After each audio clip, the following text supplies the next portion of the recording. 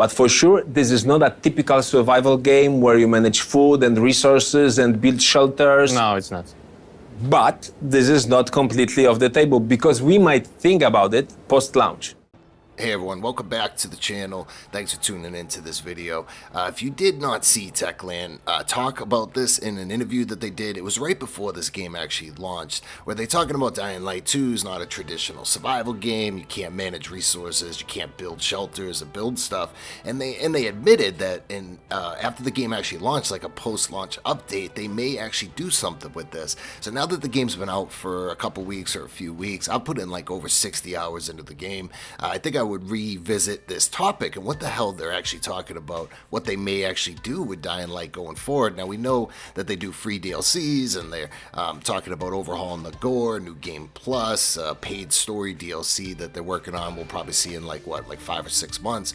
But for them to allow this game Dying Light 2 to be more of like a traditional survival game, managing resources and building shelters and stuff is very, very interesting to me.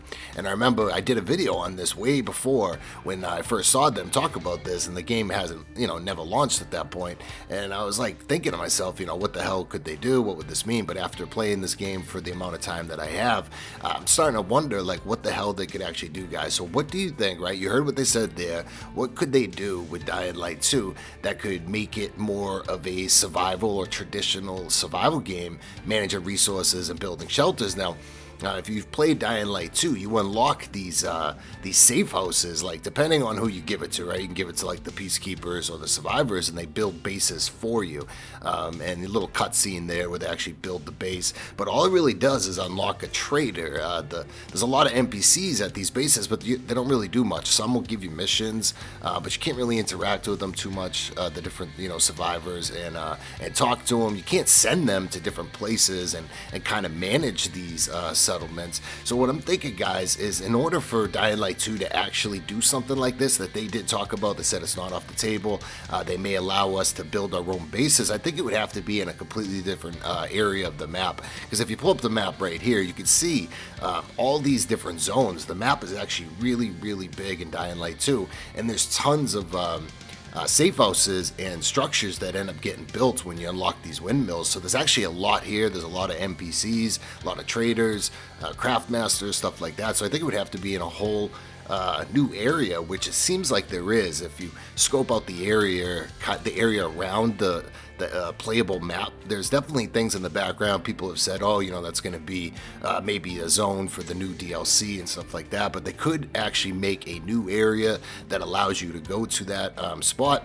And they would have to implement something new, a whole new system that allows you to kind of build your own base. Now, I don't think it would be building your own base in like a traditional survival game sense, but you might have some options on how you want to actually build the base, and you might be able to send some survivors there. I know there's a lot of characters in Dying Light 2 and NPCs that you kind of get to know a little bit, especially the ones in the main story. And after the game is over, there's really not a ton to do in Dying Light 2 other than, kill zombies, run around, explore, try to get better loot, and farm some weapons and gear and stuff like that. So I think it would be really cool if you could send some certain NPCs that you've met during the progress of the story, maybe to a shelter or a base that you built. Like, I kind of want my own home in Dying Light 2.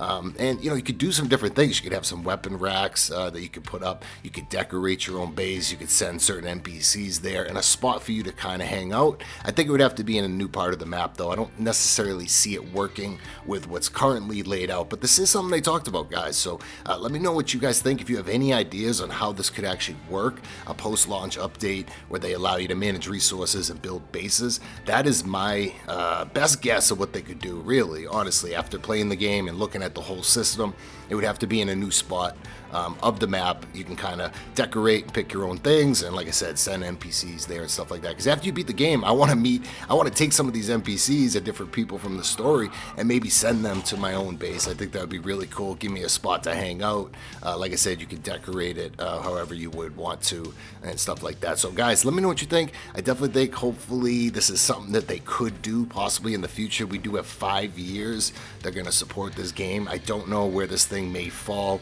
in their big list of things to do that they have to work on. So, but this would be really cool, and it's something interesting to talk about. So let me know what you guys think. Leave a comment, drop a like in the video, subscribe to the channel, obviously, and I'll see you in the next one. Peace.